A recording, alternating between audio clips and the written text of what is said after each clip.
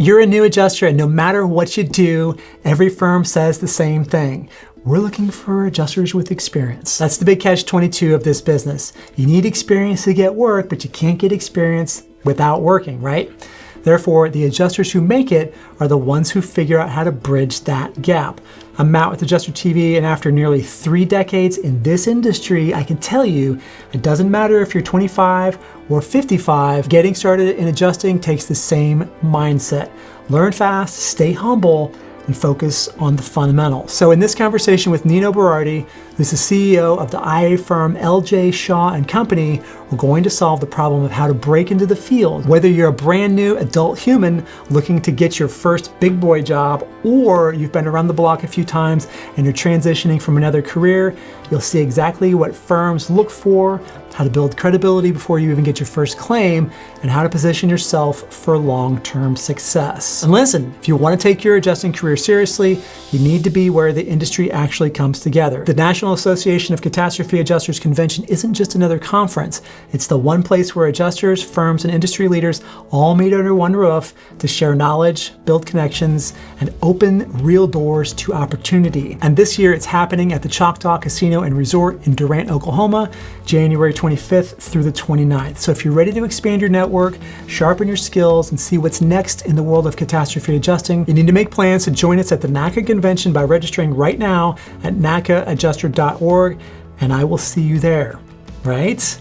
Also, are you looking for building inspection and desk adjuster trainings and certifications? Then you need to check out Hague Education.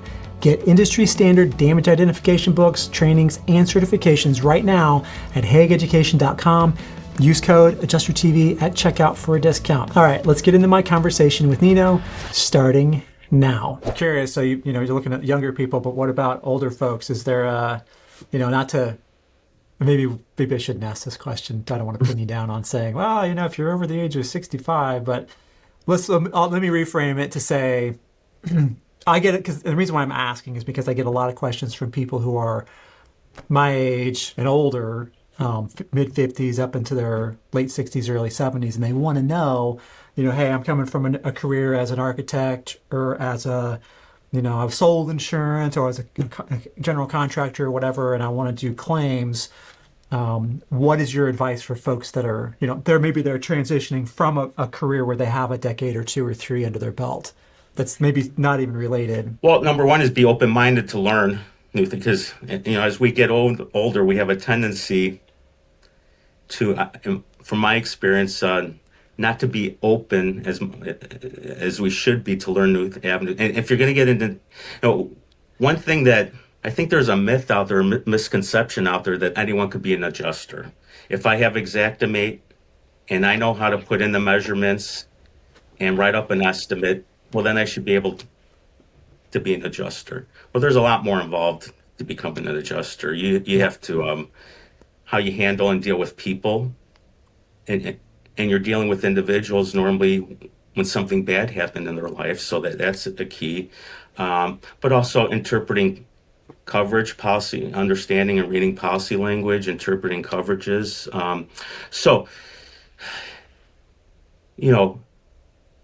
LJ Shaw as a company, we're always trying to get younger. As our staff gets older, we're always trying to get younger. Having said that, if we find someone that meets our what we're looking for, and they're more seasoned, and are willing to, learn, get the licensing, follow our direction, our criteria, what we're seeking as far as a staff employee, we're always willing and open to, hire someone that's more seasoned. And sometimes that's, being more seasoned, they have more life experience, and they may adapt quicker and easier. I'll be frank with you, it depends also how old the individual is, or how are they doing physically. Our adjusters are, we're property adjusters. We're on roofs, we're in burnt out buildings, we're in flooded, structures. I'm going to be transparent with you. Their physical capability also is an important criteria that we're seeking. If they can't get up on a roof, or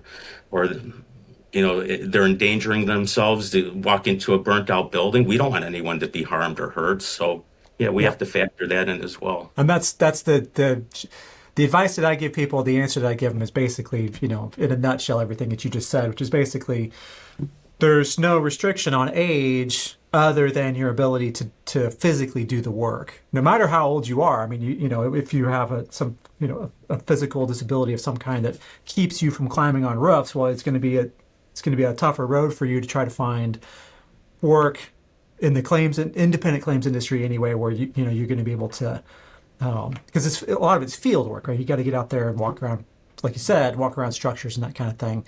But it's, if you can learn and have your mind right about this, because again, like you said, it isn't for everybody. It's not, and you could be perfectly fit. It's like a guy who's like my cousin is 6'7" and he has zero desire to play basketball. So, you know what I mean? So, and I don't think he would, if somebody said, well, you have to play basketball, he'd be like, I don't want to do it, right? Once he sees what's, involved in the practices and he's got other things he wants to do. I mean, it's just like with anybody else. And part of Adjuster TV is to, kind of people who are interested in the industry to, like you said, be transparent about what the work is all about, who we are, what we're trying to do. And then, part of my job is to sort of help people select themselves into it or out of it, to say, well, it doesn't sound like something I want to do because I have these other aspirations, or that clicks with me. I want to 100% live out of my car and, be on the road, or, go help people, after natural disasters or major fires or whatever it is. And once they've made that decision, then to help them, the third piece is to help them build that foundation of the career that's going to last. And it's going to be something that, you're not just doing one storm. They're having a career where they do a storm and then, or they do daily claims and they become a claims professional who serves the industry, which is why the questions I'm asking you are kind of like geared because the people that find me are the people they're looking for information about the industry. They want to know, how much can I make? How do I get into it? What gear do I need? What licenses? What, certifications? Having an AIC and a CPCU are really huge. And I think this, from where I have people who are trying to just get their foot in the door, I generally say, because they'll ask me about that, and I'll say, well, yes. I mean, and that's something that will carry you really, really far. But you need to have reps. We need some points on the board right now. So let's get you licensed. Let's get you trained. Let's get you, you want to be fluent in Xactimate and get your hands on some claims. No matter who it's with, let's have you start building those reps and that muscle memory. And then it's, long story short on that is I will say, there's a lot of nice to haves and things that will carry your career a lot farther, get you into a CEO role or as a training director or, whoever it is at an IA firm or even at a carrier. And, but the highest ROI things right out of the gate are those, let's get some claims in your hand. Let's see if you can actually, if this really resonates with you. So I noticed about 65% of you watching right now aren't subscribed to my channel here on YouTube. Subscribing is simple, it's free, and it's the easiest way to help me keep making these videos and to keep Adjuster TV moving in the right direction. In a way, you're part of this channel's story. You're on this journey with us. So thank you for being here and thank you so much for subscribing. When you say the best training, Matt, that is the best training is hands-on work in what we do. I'll go back to when I started my career at Aetna, right out of college. And Aetna had a great training program. They sent me to their home office out in Hartford, Connecticut, 2 separate occasions. First 4 weeks on learning the policies, interpreting, understanding the policies. And then the second 4 weeks, Vailtech estimating school, where back then it was before estimating programs. So you had to manually, calculate all the measurements, unit costs, do all that. You had a price list rolled up in your back pocket. Exactly. But even after all that training and no matter how well I thought I was prepared, when they put that first claim on my desk to handle it on my own, what do I do? Yep. What do I do? And I jumped into it. I did what I needed to do. But you're gonna get some lumps and bruises and if I get, if I have that same claim again later on, I probably won't handle it the same way for whatever reason. You Yeah. learn from your experiences. So, yeah, yes, in this industry, it's important to have your licensing. It's important to understand Xactimate. It's important to understand the policies. But the best training is the on-the-job training. Yeah. Um, For sure.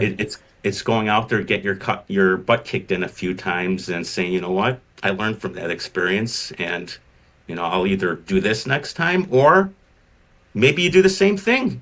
But it's just it depends on the circumstances. So, and I will say at LJ Shaw, we've been fortunate. And I'm going to go back to something that you mentioned before. This industry, this job being a profession, not just a gap position, not just something. Well, I'll be an adjuster while I'm looking for another job. Yep. When I started, and I'll say, even before I started, this was a profession that a lot of people, it was their career. They were in it. And that's the philosophy we have here at LJ Shaw is, no, it's a profession. Our adjusters are career adjusters. And we're fortunate that a lot of people, a lot of our staff, they start here and they end their career here. And that's what I'd like to see more in the industry is this job being a profession again. And I think we've gotten away from that a little bit. Yeah, I agree. And it's these days with the short attention spans and the sort of like instant gratification sort of culture that we have, it seems like that there's maybe not as much of a willingness to see that there's some things are worth playing the long game for. And again, getting in there and the ground floor, crawling on your belly and you're looking up at the mountain. And just knowing that, having faith that there is a pot of gold at the end of the road. It just might take a while to get there. And in a lot of cases, all you really have to do is just not quit, right? The people who lose are the ones who quit. If you keep going and you keep, like you said, having an open mind about it and being flexible and adaptable and coachable and willing to learn new things no matter what age you are, and just keep showing up, rep after rep after rep, you learn incrementally as you go. And sometimes little leaps, little jumps in knowledge and experience. That's the kind of thing I think that would honestly help any industry, but in this industry in particular, because it can be really volatile. I mean, the stuff I'm hearing about some of the major carriers and they're hiring and they're laying people off and they're, it gets a little bit crazy. And if you ask me, and I'll ask your opinion on this, I personally think that being an independent adjuster, which is basically kind of your own little business, right? That's got more job security than working at a major carrier where they could restructure at any time and then half the company gets laid off and then they're out on the street looking for another job. Whereas you can diversify as an independent adjuster, and if you've got those relationships, there's always some work somewhere. I agree with you on that. And it is growing pains, and it is being in the industry long enough where you gain, hopefully, a good, respectful reputation. Yeah. Because your reputation, I mean, I'll say in any career, your reputation is important. But I'm going to speak specifically for our industry because that's where I've been majority of my career. Is if you build a great reputation, they will come. They will be seeking. Yep. You'll have carriers and clients seeking you versus the other way. I mean, you always want to reach out and find new clients and that, but we encourage our adjusters to build relationships again with our clients, have a good reputation. I always give the example. It's great when things are busy. Everyone's getting assignments, and that's easy. It's when things are slow and a carrier has one loss to hand out and they have 10 people to pick from. You want to be that individual that they're they're giving the assignment to during the slow periods. And what separates you, hopefully it's your service, your relationship, your reputation, and they're picking you versus the others. So, we tell our guys, our staff all the time, strive for that. Strive for what separates you from the others. And if you want to know what firms like LJ Shaw are really looking for and how to position yourself as the kind of adjuster that they want on their team, then watch this video right here. And as always, thank you so much for watching and have a great storm.